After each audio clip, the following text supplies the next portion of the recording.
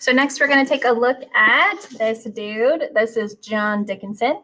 And he was a son of a prosperous farmer born in Maryland in 1732. But he was from Delaware when he was representing in the Constitutional Convention.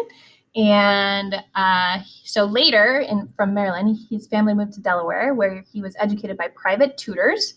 After studying law in Philadelphia and England, he became a prominent lawyer in Philadelphia and served in the Delaware and Pennsylvania assemblies. When the revolution broke out, he looked for peaceful ways to resolve the conflict. At the Second Continental Congress, he refused to sign the Declaration of Independence. So he wasn't a part of that. He withdrew from politics for a few years. Later, though, he was elected to Congress. So he served as president of the Delaware Supreme Executive Council, as president of Pennsylvania, and as Delaware's delegate to the Constitutional Convention. You can tell that the states had different ways of governing themselves, and they still do. States have different ways to govern. It's just the things that are national level that have to be the same. So his views for these issues, for issue 1 and issue 3, for the first one, he proposed that the national legislature should have 2 houses. In the first house, all states should have an equal vote. In the second house, representation should be based on the amount of taxes a state pays to the national government. So that's a whole new take on it. Amount of taxes that it's given. If you give more taxes, you get more representation. That's an interesting way to try to get people to pay more money. Issue 3, he wants each of the 13 states to nominate its best citizen for the national executive, or the president, and then have the national legislature, the House of Representatives and the Senate, choose from among the candidates. So that's a whole new take on it. And then we have Oliver Ellsworth. So Oliver Ellsworth was born in Connecticut in 1745. After graduating from the College of New Jersey, he studied law and became a prosperous lawyer. During the Revolutionary War, he helped supervise Connecticut's war spending. He was also a member of the Council of Safety, which controlled military affairs for the state. He's an active participant in the Constitutional Convention. It is his proposal, accepted by the Convention, to refer to the government as the United States in official documents. Tall and dignified, he sometimes shows a sharp temper. So he believes that all states should have an equal vote in the national legislature. He thinks that the legislature should have 1 house, but he's willing to compromise on this. So he wanted it by state because he's from a medium state at the time, Connecticut. And he believes that the president should be chosen by special electors who are selected by state legislatures.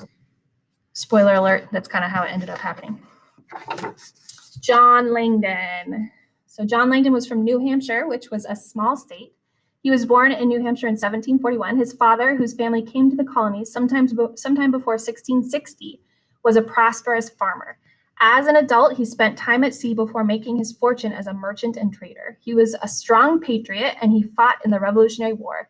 He also added to his wealth by building privateers or armed ships for use against the British. As a politician, he has been Speaker of the New Hampshire Assembly, a delegate to the Continental Congress, and President of New Hampshire. He's optimistic and cheery, and he's an active speaker in the debates of the Constitutional Convention.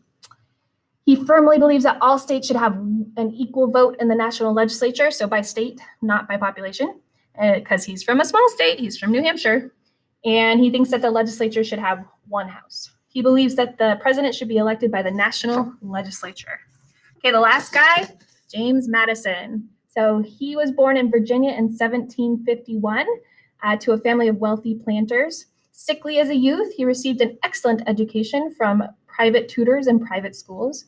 After graduating from college, he returned to Virginia. He embraced the patriot cause and became very politically active. He helped draft Virginia's Constitution and served in the House of Delegates and represented Virginia in the Continental Congress. He wrote extensively about problems with the Articles of Confederation and was influential in the movement to call a constitutional convention. At the convention, he worked tirelessly for a strong central government. He's not a great speaker, but he still spoke for more than 150 times. He believes that states should be represented in the national legislature on the basis of their population. He was from Virginia, a large state. And he believed that the executive should be chosen by the national legislature.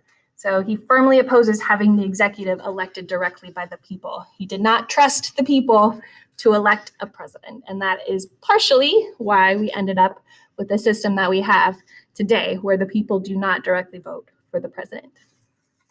So those are those are a few of the people that went to the Constitutional Convention.